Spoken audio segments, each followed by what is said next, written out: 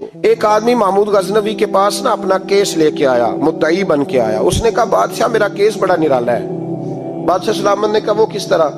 کہنے لگا یہ میرے پاس ایک تھیلی ہے، میں نہ سفر پہ جانے لگا تو یہ تھیلی پوری ہیروں کی بھری ہوئی تھی۔ فلاں علاقے کے جو قاضی صاحب ہے نا، میں جاتی دفعہ میں کہیں سفر پہ جا رہا تھا تو میں ان کے پاس چھوڑ گیا کہ رستہ لمبا ہے، کہیں کوئی مجھ سے چھین نہ لے، ہیروں کی بھری ہوئی۔ کچھ دنوں کے بعد میں واپس آیا ہوں، قاضی صاحب نے مجھے تھیلی واپس کی ہے تو اس میں ہیروں کی بجائے کھوٹے سکے نکلے۔ اب میں نے قاضی صاحب سے کہا ہے تو قاضی صاحب تو میرے گریبان تک آتے ہیں، وہ کہتے ہیں بتا کہیں سے پھٹی ہے، کھلی ہے؟ وہ جس طرح ٹانکے لگا کے تو نے سی تھی اسی طرح لگے ہوئے ہیں کہ نہیں؟ تو حضور لگے بھی بالکل اسی طرح ہے، نہ پھٹی ہے نہ کھلی ہے۔ اب میں لٹ گیا ہوں، میری کل عمر کی کمائی ضائع ہو گئی، کھوٹے سکے کہاں اور ہیرے کہاں؟ تو مہربانی کریں اور آپ کی بارگاہ میں اللہ رسول کے نام پر حلف دیتا ہوں کہ میں ہوں بالکل سچا۔ محمود غزنوی کہنے لگے تو جا، تھیلی چھوڑ جا، اور جب میں تجھے بلاؤں گا پھر دوبارہ آنا۔ وہ شخص چلا گیا۔ محمود غزنوی اٹھے، دربار برخاست کیا، لوگوں سے کہنے لگے چلے جاؤ، میں 3 دن کے لیے سیر کرنے جا رہا ہوں، 3 دن کے بعد لوٹوں گا۔ اکیلے جب رہ گئے نا محمود دربار میں تو محبوب نے چھری منگائی۔ وہ جس تخت پہ بیٹھتے تھے وہاں گدا بچھا ہوا تھا، یہ گدا پڑا ہے نا، وہ گدا بچھا ہوا تھا۔ محمود نے چھری کے ساتھ اس کو پھاڑ ڈالا اور چھری جیب میں رکھی نکل گئے۔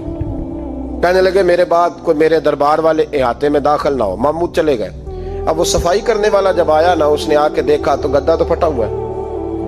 اس نے شور ڈال دیا، پہرے دار بھی آ گئے، فلاں صاحب بھی آ گئے، فلاں صاحب۔ اس نے کہا وہ خدا کے بندو، اس کا گدا پھٹ گیا ہے، وہ تو مار ڈالے گا۔ اس نے کہا تھا سوائے صفائی اور نگرانی والے کے دوسرا آئے کوئی نہ، اور یہاں آیا بھی کوئی نہیں، پہلے دن ہی پھٹا ہوا ہے تو لٹکا دے گا سب کو، کیا کریں؟ شور ہو گیا، سارے دربار کے ملازمین اکٹھے ہو گئے۔ ایک بندہ بولا، کہنے لگا فکر نہ کرو، میں کیسے بندے کو جانتا ہوں، اس طرح سیے گا کہ جس نے پھاڑا ہوگا اسے بھی پتہ نہیں چلے گا کہاں سے پھٹا تھا، ایسا بہترین رفو کرے گا کہ پتہ بھی۔ اس نے کہا یار ہم سارے 1 مہینے کی تنخواہ دیتے ہیں، تو بندہ بلا۔ وہ بلا لیا اس کو، اس کا نام محمد رفو گر تھا۔ وہ آیا، اس کو گدا دکھایا، اس کا یار اس طرح سینہ پتہ نہ چلے۔ اس نے کہا فکر ہی نہ کرو، میں بڑا کاریگر ہوں۔ بڑے بڑے کاریگر لوگ نہیں ہمارے ملک میں پائے جاتے، کوئی نشان چھوڑتے ہیں پیچھے بڑے۔ احمد رفو گر کہنے لگا اس طرح سیوں گا کہ پھاڑنے والے کو بھی پتہ نہیں۔ ان کا پیسے لے یار تو سی دے۔ اس نے سی دی، اگلے شام ہی لا کے بچھا دیا گدا۔ تیسرے دن بادشاہ سلامت آئے، آ کے پہلی نظر گدے پہ ڈالی۔ اس نے بلایا سب ملازمین کو، کہا کس نے سیا ہے؟ کہا جناب کیا ہوا؟ کہا یہ پھٹا ہوا تھا۔ کس نے؟ کہا نہیں پھٹا ہی نہیں۔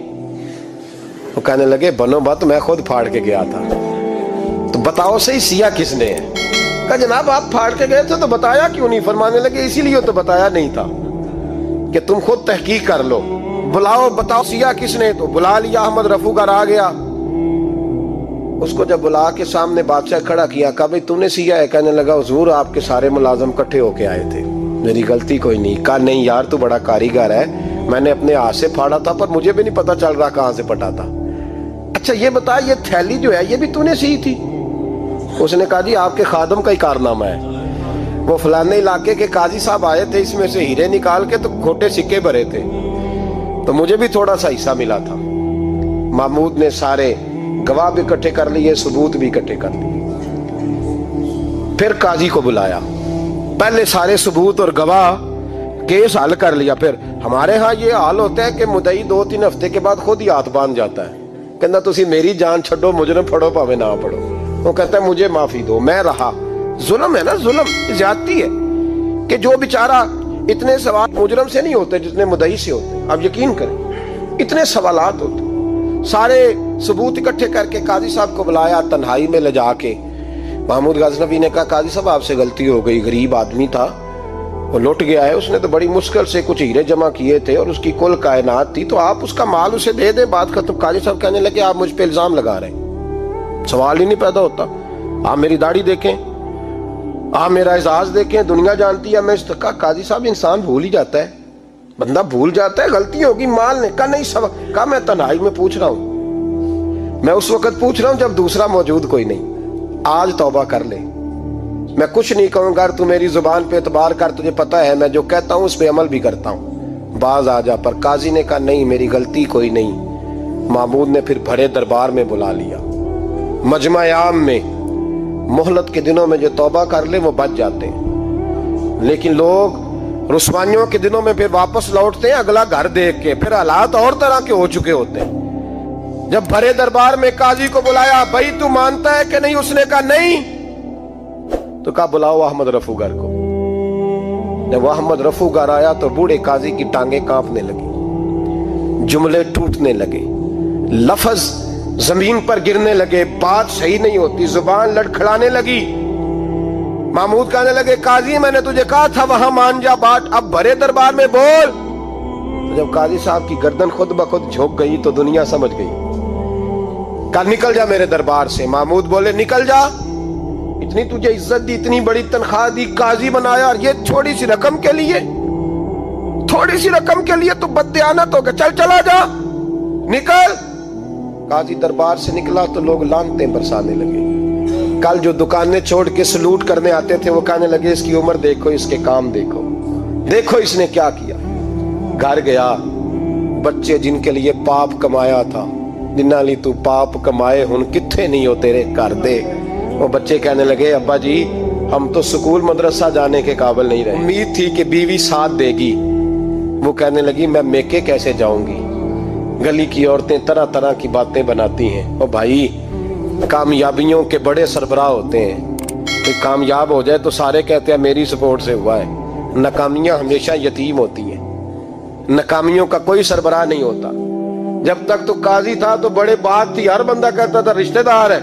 रुसवाई हो गई तो वो तेरी आंख हो या संगे मलामत की चुभन, कौन पहुंचा है मेरे दर्द की गहराई तक। दौरे शोहरत में तो यारों ने किया याद बहुत, साथ आया ना कोई कूचे रुसवाई तक।